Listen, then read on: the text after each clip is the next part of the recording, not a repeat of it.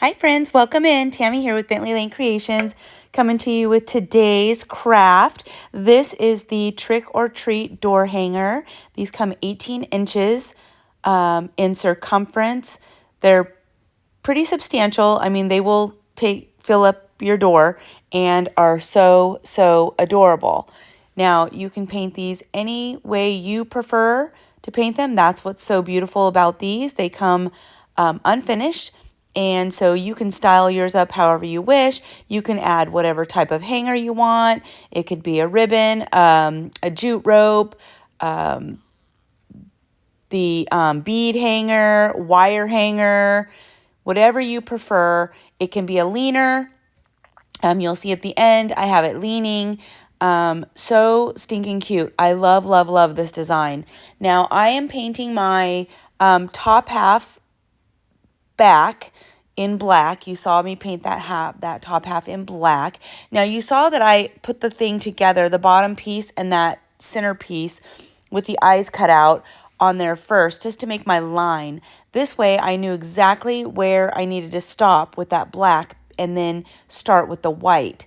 And it was just an easy way for me to make a straight line and make sure I had it exactly where I wanted it.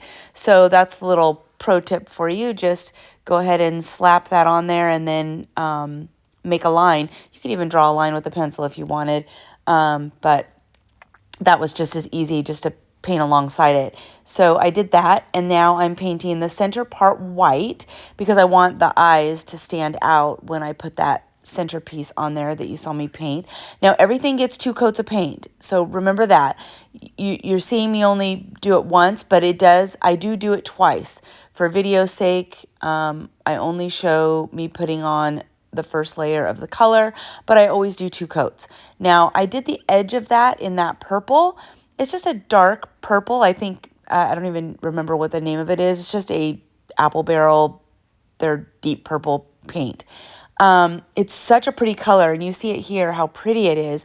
But once you put a second coat, it gets so dark, it's almost like a black. So I would have preferred something to end up a little more like this, more vibrant. But in the end, it turned out really cute, and I love it. But I would have used maybe a dark purple in a different shade, if that makes sense.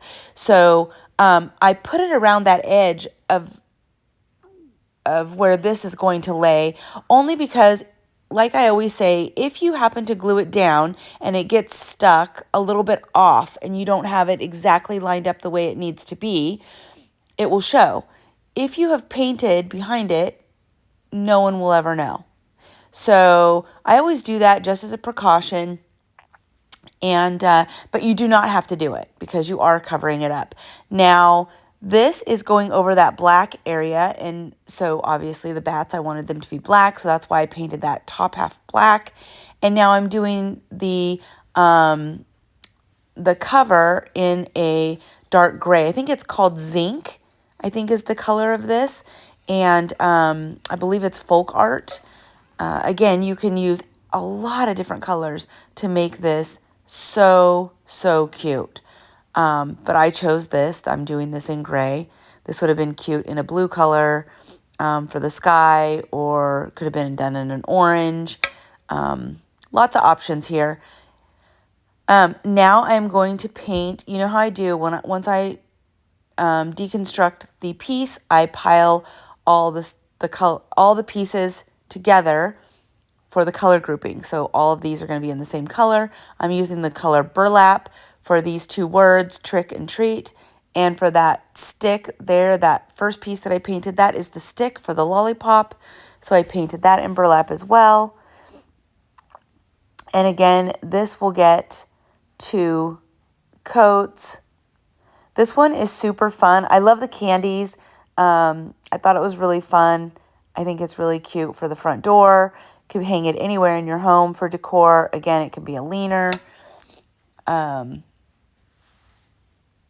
if you've been following along, you saw the other Halloween version I did for the door hanger in the Hey Boo with the little ghosts. That one is adorable as well.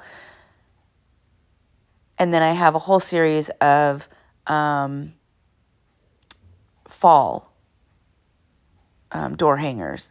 They're all 18 inches, so they're quite large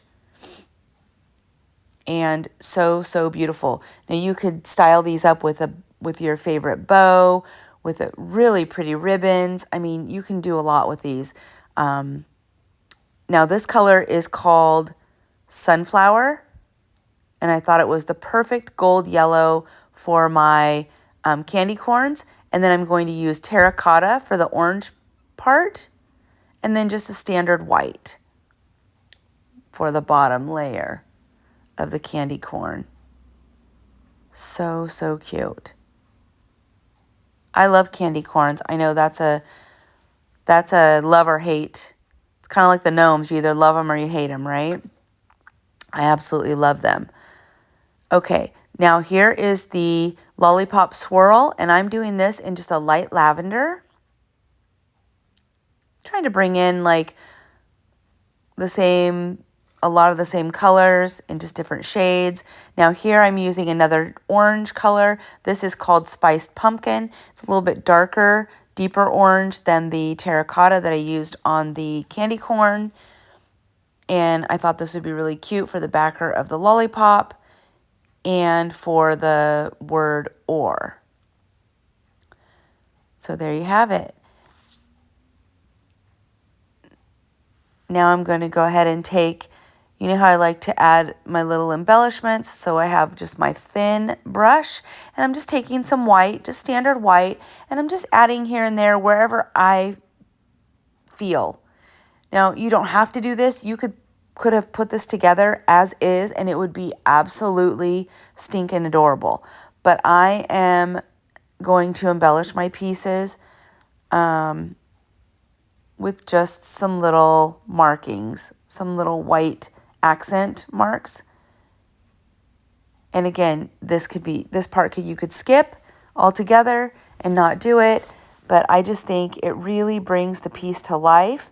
Now, sometimes I do it and sometimes I don't. So it just depends on the piece. It depends on, you know, how I'm feeling about it or, and this I just thought was so whimsical. And so I just thought it would be really cute to add something to it. And plus the words are so large, I thought it needed something to break them up.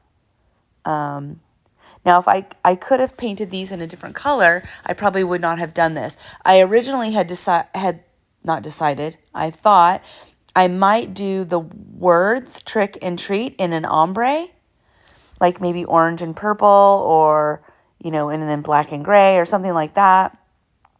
And then I opted for this. So because I did them just plain, I thought they needed something. But again, they actually would have been adorable put together without even adding this.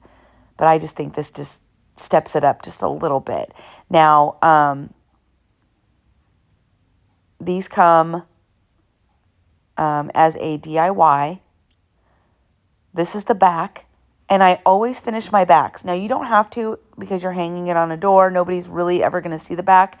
I prefer to finish my backs, so I always use my Waverly wax in the color Antique. It goes on like a stain. I use baby wipes, and I put some on. I wipe it off, and you can see it gives it that stained wood look. I just love this, and it just makes the piece look finished. Now, you could paint the back a solid black or the solid purple or even an orange or something like that in one of the colors that you're using on the front, but I didn't feel like that was necessary. I feel like this makes it look finished. And it dries quick, and it's just cheaper to do it that way than using up my paint. And so that's what I chose to do. Now I'm just, you know how I like to dry fit? So I dry fit everything before I start to glue. So here I'm just putting it where everything goes, deciding how I want it. And then I'm going to deconstruct it again and start gluing. Now, I use Stick Fast. This is a super glue gel, and it dries almost instant. It does give you a little bit of wiggle room because it's a gel, but it does dry where you can use it right away. And it's stuck. Once it's there, it's not coming off. So not a lot of forgiveness, but a little bit more than just your average super glue.